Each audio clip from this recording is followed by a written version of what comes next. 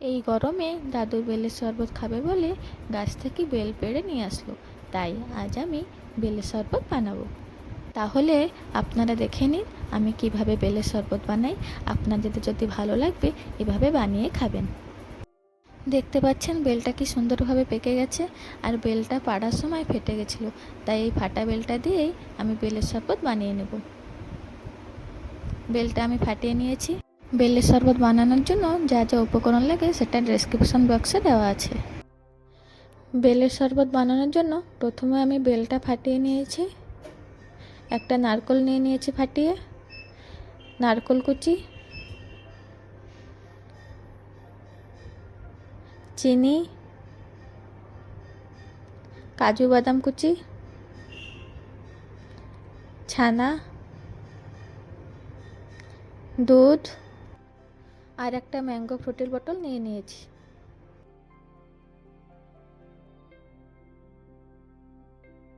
প্রথমে বেলটা ফাটিয়ে একটি পাত্রে চামচ দিয়ে ভালো করে বেলের ভিতরে শাঁসগুলো বের করে নেব।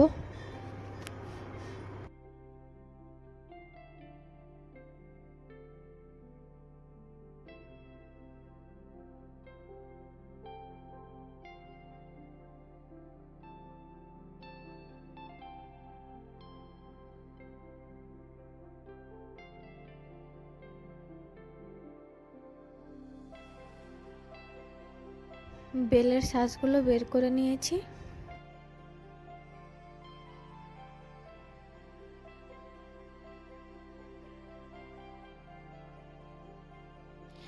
এবার 2 কাপের মতন ঠান্ডা জল দিয়ে ভালো করে মাখিয়ে নেব।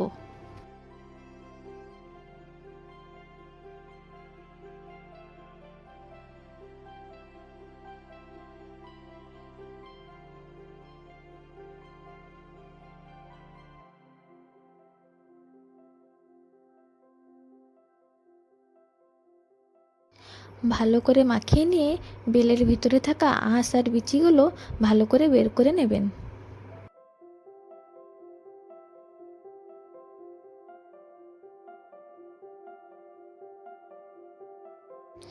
বেলের শরবত খাওয়ার সময় আঁশগুলো মুখে পড়লে ভালো লাগে না, তাই ছেঁকনি দিয়ে বেলের শরবত ভিতরে থাকা বাকি আঁশগুলো বের করে নেব।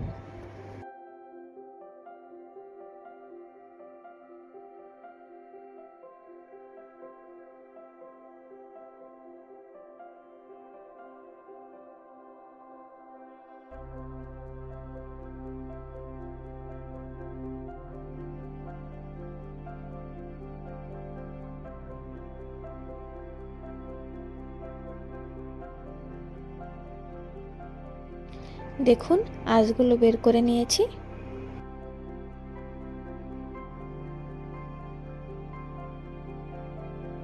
এই বেলের গোলার ভিতরে 3-4 কাপের মতো দুধ দিয়ে দেব। নারকেলটা কুড়িয়ে নিয়েছিলাম, সেই কোড়া নারকেলগুলো দিয়ে দেব। আর এর ভিতরে 200 গ্রামের মতন ছানা দিয়ে দেব।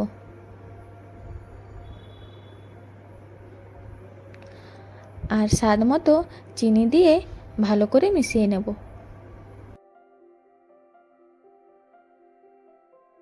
চিনিগুলো ভালো করে মিশে গেলে তার ভিতরে ম্যাঙ্গো ফ্রুটিটা দিয়ে দেব।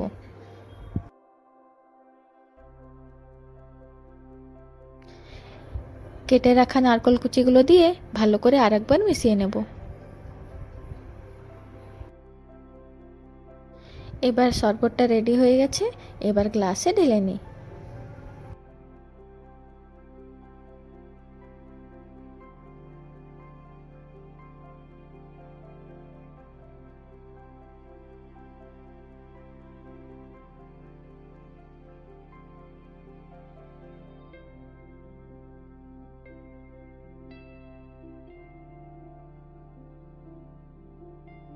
শরবতের উপরে দেওয়ার জন্য কিছু নারকেল কোড়া, কিছু নারকেল কুচি আর ছানা আলাদা করে রেখে দিয়েছিলাম, সেগুলো দিয়ে দেবো।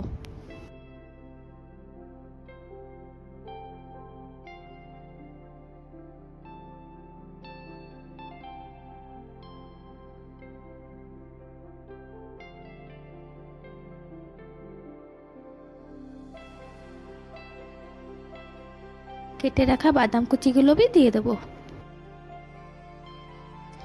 এবার ঠান্ডা ঠান্ডা বেলের শরবত রেডি হয়ে গেল।